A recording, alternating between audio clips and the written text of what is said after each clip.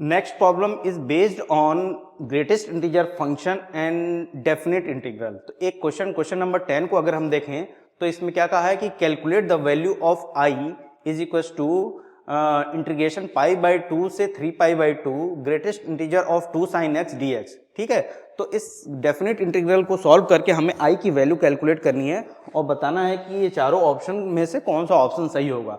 तो इस प्रॉब्लम को अगर आपको सॉल्व करना है तो मैं इस प्रॉब्लम को बाय यूजिंग ग्राफ सॉल्व करना ज़्यादा पसंद करूंगा, क्योंकि बाय यूजिंग ग्राफ ये इस प्रॉब्लम का सॉल्यूशन क्या हो जाएगा, बहुत इजी हो जाएगा। तो आइए देखते हैं कि इस प्रॉब्लम को हम लोग बाय यूजिंग ग्राफ कैसे सॉल्व कर पाएंगे। तो आई क्या था, यहाँ पे आई की वैल्यू जो दी है,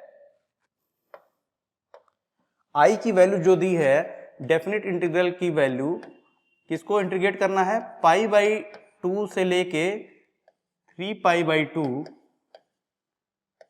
greatest integer of 2 sine x dx। सबसे पहले हम लोग क्या करेंगे कि 2 साइन एक्स जो फंक्शन है उसका हम लोग ग्राफ प्लॉट करेंगे।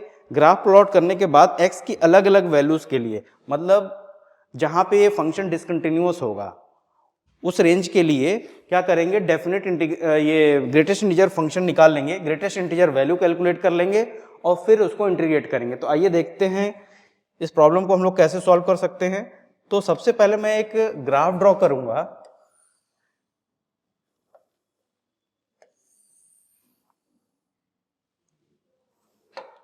ठीक है, ये x एक्सिस है, this one is x axis and this one is y axis. ठीक है, मुझे 2 साइन x का ग्राफ ड्रॉ करना है। y इज इक्वल टू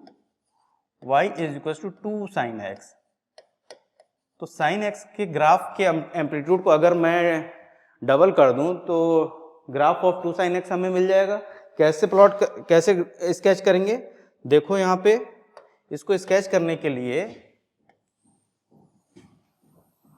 इस तरीके से हम लोग इसको स्केच कर पाएंगे। और इसकी मैक्सिमम वैल्यू क्या है, 2 और मिनिमम वैल्यू -2। ठीक है, यहाँ पे 1 होगा और यहाँ पे -1 होगा, -1 होगा। मैं एक लाइन ड्रॉ कर देता हूं जो x एक्सिस के पैरेलल है, x एक्सिस के पैरेलल है और y एक्सिस को एट द पॉइंट यहां पे इंटरसेक्ट करती हो। तो एक मैंने डॉटेड लाइन ड्रॉ कर दिया, एक ऐसी लाइन मैं -1 पे ड्रॉ कर देता हूं। और मैं क्या करता हूं कि ये पॉइंट्स निकाल लेता हूं। कौन से पॉइंट्स, मतलब ग्राफ की वैल्यू इस पॉइंट पे, ग्राफ की वैल्यू जब 1 होगी तो वहां पे x की वैल्यू क्या क्या होगी, ग्राफ की वैल्यू जब -1 होगी तो वहां पे x की वैल्यू क्या क्या होगी। तो इसको कैलकुलेट करने के लिए सिंपली आपको क्या करना होगा, 2 साइन x की वैल्यू को 1 के बराबर पुट कर दोगे तो यहाँ पे साइन x की वैल्यू क्या आ जाएगी, साइन x की वैल्यू आ जाएगी 1/2 और x की वैल्यू क्या आ जाएगी, π/6। ठीक है, तो ये जो पॉइंट आएगा ये π/6 हो जाएगा और ये मिड पॉइंट क्या होगा, π/2 होगा ही। और ये वाला जो पॉइंट होगा, ये वाला पॉइंट हो जाएगा, वो क्या हो जाएगा, पाई में से ये पाई है, ये 3π/2 है।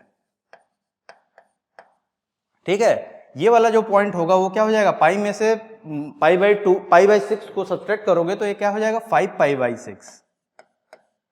ठीक, और तुम्हें अगर ये वाला पॉइंट निकालना है जहां पे इस ग्राफ की वैल्यू -1 है,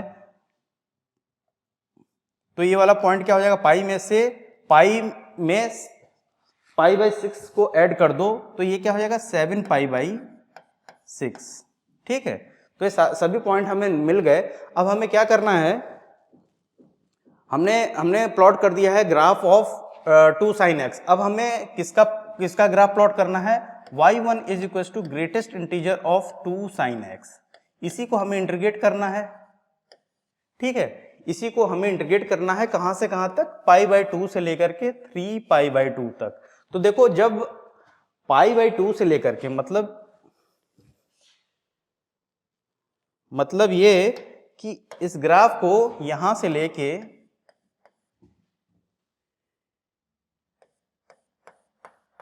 ठीक है, यहां तक इंटीग्रेट करना है। और किसको इंटीग्रेट करना है?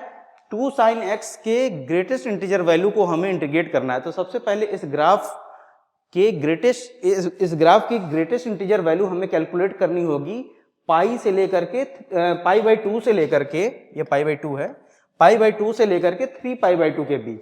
तो अगर हम इसकी वैल्यू कैलकुलेट करने की कोशिश करें तो देखो यहां पे क्या होगा, ये जो पोर्शन है मतलब पाई बाई 2 से लेकर के 5 पाई बाई 6 तक, यहां पे ये ग्राफ की वैल्यू क्या है? इस ग्राफ की वैल्यू जो है वो 1 से बड़ी है और 2 से छोटी है। तो अगर कोई वैल्यू 1 से बड़ी है और 2 से छोटी है और ग्राफ के अगर इस पोर्शन का हम लोग ग्रेटेस्ट इंटीजर वैल्यू कैलकुलेट करें तो ये क्या आ जाएगा? ये 1 के बराबर आ जाएगा। ठीक है, ये क्या हो जाएगा? 1 के बराबर आ जाएगा। अब देखो 5 पाई बाई 6 और पाई के बीच ग्राफ की वैल्यू क्या है? 0 से बड़ी है, 1 से छोटी है। अगर ग्राफ के इस पोर्शन का ग्रेटेस्ट इंटीजर वैल्यू हम लोग कैलकुलेट करें तो ये क्या आ जाएगा? ये 0 आएगा। ठीक, ये 0 आएगा। अब देखो यहां पे पाई से लेकर के 7 पाई बाई 6 के बीच ये ग्राफ की वैल्यू कहां से कहां तक वेरी कर रही है? ये क्या है? 0 से ये क्या है? -1 से बड़ी है और 0 से क्या है? छोटी है। -1 से बड़ी है और 0 से छोटी है। इसका मतलब अगर ग्राफ के इस पोर्शन की ग्रेटेस्ट इंटीजर वैल्यू हम लोग कैलकुलेट करें तो क्या आएगा? ये -1 आएगा। ठीक है, -1 आएगा। और देखो यहां पे 7 पाई बाई 6 से 3 पाई बाई के बीच ग्राफ का ये पोर्शन है जिसकी वैल्यू क्या है? -1 से छोटी है और -2 से क्या है? बड़ी है। अगर ग्राफ के इस पोर्शन का ग्रेटेस्ट इंटीजर वैल्यू हम लोग कैलकुलेट करें तो क्या आएगा? ये इसकी वैल्यू क्या आ जाएगी? इसकी वैल्यू आएगी -2। तो इस तरीके से तुमने देखा कि हमें स्टेप्स मिल गए और क्या मिल गया? हमें स्टेप्स मिल गए और हमें रेक्टेंगल्स मिल गए। मतलब पाई बाई 2 से 5 पाई बाई 6 के बीच एक ये रेक्टेंगल मिल गया, मिला या नहीं?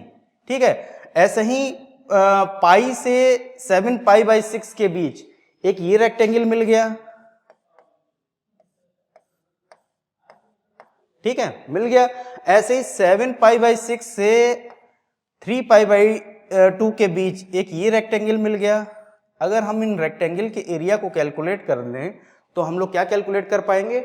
इसकी वैल्यू कैलकुलेट कर पाएंगे। और रेक्टेंगल का एरिया कैसे कैलकुलेट करोगे? जैसे इस रेक्टेंगल का एरिया कैलकुलेट करना है तो पहले रेक्टेंगल का मतलब मैं इसको फर्स्ट रेक्टेंगल से डिनोट कर देता हूं, इसको सेकंड रेक्टेंगल से डिनोट कर देता हूं और इसको थर्ड रेक्टेंगल से डिनोट कर देता हूं। अगर इन रेक्टेंगल का एरिया हम लोग कैलकुलेट कर लें, अगर फर्स्ट रेक्टेंगल का एरिया कैलकुलेट करना है तो इसकी विड्थ कितनी है? इसकी विड्थ है 5 pi by 6 minus pi by 2, width इतनी हो गई। और हाइट कितनी है? हाइट ये है 1 यूनिट। ठीक है, 1 यूनिट हाइट हो गई, मल्टीप्लाइड बाई 1 कर देंगे यहाँ पे, प्लस क्या? अब देखो ये एरिया क्या है? एक्स एक्सिस के नीचे है। ठीक है, एरिया जब एक्स एक्सिस के नीचे होता है तो ये नेगेटिव एरिया होता है, मतलब -y एक्सिस की पर है ये एरिया, तो इसको नेगेटिव एरिया एज कंसीडर करेंगे। तो इस एरिया की वैल्यू क्या है? मैग्नीट्यूड क्या होगा? इसका मैग्नीट्यूड निकालने के लिए इसकी विड्थ हो जाएगी 7 pi by 6 minus 5 pi by 6, 7 pi by 6 minus 5 pi by 6 minus 7 pi by 6 minus pi, sorry,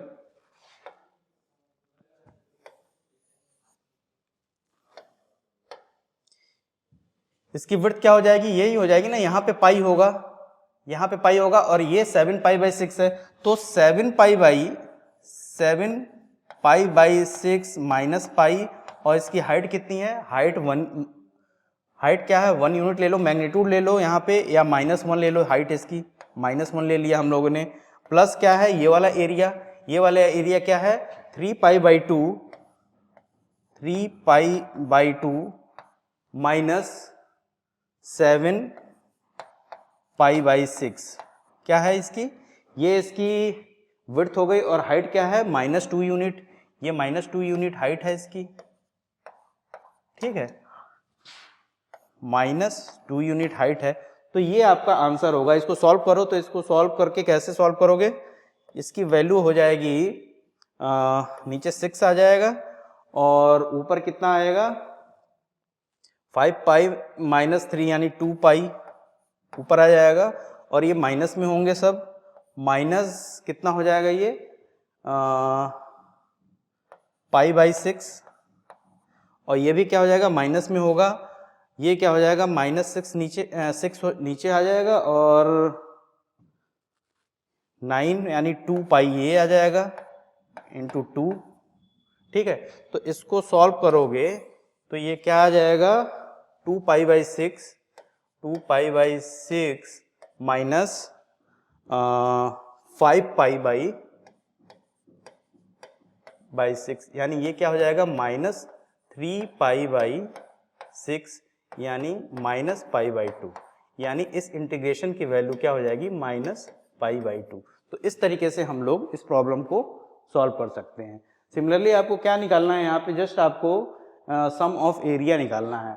x axis के ऊपर जो एरिया है वो क्या है पॉजिटिव है और एक्स एक्सिस के नीचे जो एरिया है वो नेगेटिव है। एरिया क्या है, रेक्टेंगल का एरिया कैलकुलेट करना है। रेक्टेंगल का एरिया क्या होता है विड्थ इंटू हाइट, ठीक है। विड्थ आप ऐसे कैलकुलेट कर लोगे, जैसे इस रेक्टेंगल का विड्थ कैलकुलेट करना है तो 5 pi by 6 minus pi by 2, इस रेक्टेंगल का अगर विड्थ कैलकुलेट करना है तो ये पाई है, ध्यान रखना ये पाई है और ये वाला जो पॉइंट है वो क्या 7 पाई बाई 6 है। तो अगर विड्थ कैलकुलेट करोगे तो 7 पाई बाई 6 माइनस पाई, और इस रेक्टेंगल का अगर एरिया आपको कैलकुलेट करना है या विड्थ कैलकुलेट करना है तो 3 pi by 2 minus 7 pi by 6 width into height, इस रेक्टेंगल की हाइट क्या हो जाएगी -2। तो इस तरीके से हम लोग इस प्रॉब्लम को सॉल्व कर सकते हैं, ठीक है। तो आगे हमें और भी बहुत सारे प्रॉब्लम सॉल्व करने हैं। अभी तक के लिए thank you, have a nice day.